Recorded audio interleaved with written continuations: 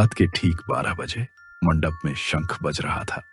पंडित मंत्र पढ़ रहा था और सामने बैठे थे राजीव और अनन्या।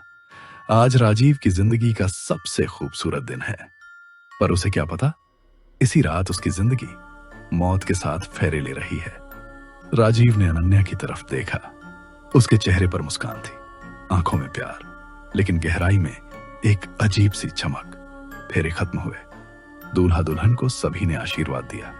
सास ससुर, रिश्तेदार, सबने हंसी मजाक में अनन्या का स्वागत किया। राजीव ने अनन्या का हाथ पकड़ा, धीरे धीरे उसे कमरे तक ले गया। कमरा फूलों से सजा था। बिस्तर पर गुलाब की पंखुड़ियां, पर एक कोने में दीवार पर बनी पुरानी दुल्हन की पेंटिंग अनन्या को लगातार घूर रही थी।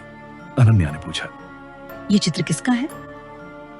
पुराने घर वालों की दुल्हन होगी, पर दादी कहती है इसे हटाना मनहूसियत है। अनन्या अजीब सी सिहरन महसूस करती है। राजीव पानी लाने कमरे से बाहर निकलता है। अनन्या अकेली बैठी है। अचानक टिंग टिंग टिंग, उसकी पायल अपने आप बजने लगती है। अनन्या ने पैरों की तरफ देखा। पायल सिर्फ एक पैर में थी। अनन्या डर कर बोली, राजीव? लेकिन राजीव पानी लेकर आता है। वह उसकी डरी आंखें देख पूछता है, क्या हुआ? अनन्या चुप। वह बताना नहीं चाहती थी। कमरा अचानक ठंडा हो जाता है। राजीव कमरे की लाइट बंद करता है। दोनों सोने की कोशिश करते हैं। 3 बजे रात अनन्या अचानक जाग जाती है। उसे किसी की आवाज सुनाई देती है। वह सोचती है शायद राजीव है। डर के बावजूद पूछती है, राजीव? कोई जवाब नहीं। वह धीरे से मुड़कर देखती है। राजीव उसके बगल में गहरी नींद में सो रहा था। धीमी आवाज आई, दुल्हन मेरी भी थी। अनन्या का खून जम गया। अचानक लाल चुन्नी पहनी एक औरत बाहर निकल रही थी। खूनी चेहरा, टेढ़ी मुस्कान। वह वही पुरानी दुल्हन की पेंटिंग वाली औरत थी। उसने अनन्या के कान में फुसफुसाया, ये घर पहले भी एक दुल्हन को निगल चुका है। और झटके से गायब हो गई। अनन्या चीखने ही लगी थी कि राजीव जाग गया। क्यों चिल्ला रही हो? अनन्या रोते हुए बोली, राजीव, यहाँ कोई है, कोई दुल्हन। तुम थकी हो, बस सपना था, सो जाओ। अनन्या की आंखों से नींद कोसों दूर थी और दरवाजे के पीछे कोई हंस रहा था। अनन्या करवट बदलती रही। नींद तो जैसे उससे रूठ चुकी थी। कभी कभी पहली रात ही आखिरी साबित होती है। अगली सुबह अनन्या की आंखों के नीचे गहरे काले घेरे थे। राजीव मुस्कुराते हुए बोला, आज हम मंदिर जाएंगे, नई जिंदगी की शुरुआत करेंगे। अनन्या ने चुपचाप सिर हिला दिया। वह कुछ बोलने की हालत में नहीं थी। कमरे से निकलते ही उसकी नजर दीवार वाली पेंटिंग पर गई। वो दुल्हन अब पेंटिंग में मुस्कुरा रही थी, जबकि रात में उसका चेहरा दर्द से भरा था। अनन्या का दिल हलक में आ गया। वह तुरंत राजीव से चिपक गई। राजीव, इसे हटवा दो प्लीज। तुम फिर वही सपना याद कर रही हो? पर तभी दादी वहां आ गई। उनकी आंखों में अजीब गुस्सा। दुल्हन, पेंटिंग को हाथ लगाने की सोचना भी मत, ये हमारी परंपरा है। अनन्या एक पल को सहम गई। दादी की आवाज में कुछ था, कुछ डरावना। पंडित ने राजीव और अनन्या को प्रसाद दिया। अनन्या ने जैसे ही प्रसाद मुंह में डालना चाहा, पंडित ने उसका हाथ पकड़ लिया। इसके माथे पर ये लाल निशान कैसे?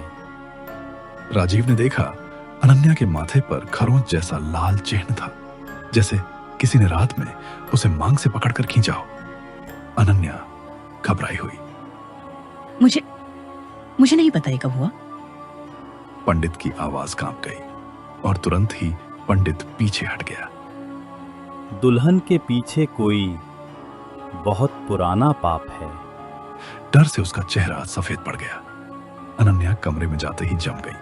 कपड़ों की अलमारी खुली थी और अंदर लाल शादी के कपड़े, जिन्हें उसने कभी नहीं पहना था, धीरे धीरे खुद ही हिलने लगे, जैसे कोई उन्हें पहन रहा हो। फिर अलमारी का दरवाजा धड़ाम से बंद। अनन्या चिल्लाने ही वाली थी, तभी उसका फोन बज उठा। स्क्रीन पर नाम राजीव पर। वो तो अभी अभी नीचे गया था। अनन्या कांपती उंगलियों से कॉल उठाती है। दुल्हन तैयार हो जा, आज रात तेरी विदाई है सर के साथ। फोन कट गया। कमरे में अंधेरा और डर बढ़ने लगा। अनन्या की सांसें तेज थीं। वह नीचे भागी राजीव के पास। राजीव सो रहा था। राजीव, ये घर मुझे मार देगा। करती है। राजीव उसे गले लगाता है, पर उसकी आंखों के पीछे अब भी शक था। अगली सुबह अनन्या दादी को एक पुराने कमरे में देखती है। अंदर आग जल रही थी और एक पुराना लाल जोड़ा जलाया जा रहा था। दादी बुदबुदा रही थी। एक दुल्हन गई, दूसरी की बारी अब। अनन्या का दिल रुक गया। वह पीछे हटने लगी। तभी दादी मुड़ी। उनकी आंखें कोयले जैसी काली थी। भाग कहाँ रही है नई दुल्हन? पहली वाली का बदला अभी बाकी है। अनन्या बेहोश गिर पड़ी। अनन्या बेहोश थी। धीरे धीरे उसकी आंखें खुलती हैं। वह खुद को ड्राइंग रूम में पाती है, सोफे पर लेटी हुई। राजीव, सास, ससुर सब उसके आसपास चिंतित खड़े। दादी पास में खड़ी, माथे पर हाथ रखकर कुछ बुदबुदा रही थी। अनन्या उठने की कोशिश करती है। मुझे छोड़ दो, दादी मुझे मारना चाहती है। सब हैरान। सास अनन्या को पकड़कर बोली, क्या कह रही हो बहू? लेकिन दादी अचानक गुस्से से चिल्लाती है। चुप रहा, ये दुल्हन हमारी बर्बादी बनकर आई है। सब सन्न। कमरा जैसे जम गया हो। राजीव सीधे दादी की तरफ देखता है। दादी, अंदर वाले पुराने कमरे में आग क्यों जलाई थी और आप रात रात भर क्या करती रहती हैं वहां? दादी की सांसें भारी होने लगती हैं। वो कमरा सूना नहीं रहने देना चाहिए। क्यों? दादी के होंठ कांपे। उनकी आंखों में डर उतर आया। क्योंकि वो दुल्हन अभी भी यहाँ है और अगर आग ना रहे तो वो बाहर आ जाएगी। सभी के चेहरे सफेद पड़ गए। दादी कुर्सी पर बैठ गईं, जैसे कोई बोझ हड्डियों पर गिर गया हो। सालों पहले तुम्हारे चाचा की एक सुंदर दुल्हन आई थी। सुहाग रात पर उसे कमरे में बंद कर दिया गया था। अनन्या और राजीव एक दूसरे को देखते हैं, घबराहट सा। दूल्हा नशे में था। मैं खुश नहीं थी उससे। मैंने तांत्रिक की बातों में आकर उस बेचारी को पागल घोषित कर दिया। आपने ऐसा कैसे कर दिया दादी? सास का हाथ कांप गया। दादी की आंखों में आंसू। वो चीखती रही, दरवाजा पीटती रही और एक रात छत से लटकी मिली। राजीव की रूह कांप गई। तब से जिस दुल्हन ने भी इस घर में कदम रखा वो जिंदा नहीं बची। पूरा सच सबके सामने खुल चुका था। उसी समय सीढ़ियों के ऊपर धीमी चूड़ियों की आवाज। सब ऊपर देखते हैं। एक लाल दुल्हन, चेहरा ढका हुआ, सर झुकाए, धीरे धीरे सीढ़ियां उतर रही है। उसकी चाल, सीमेंट पर घिसटते पांव, चारों के दिल की धड़कनें रुक जाती हैं। राजीव डरते हुए धीरे बोलता है, ये कौन है? दादी रोते हुए फुसफुसाती है, यही है वो पहली दुल्हन जो बदला लेने आई है। लाल दुल्हन अपना चेहरा उठाती है, आंखें काली, एक तरफ चेहरा जला हुआ। अनन्या की जान सूख गई।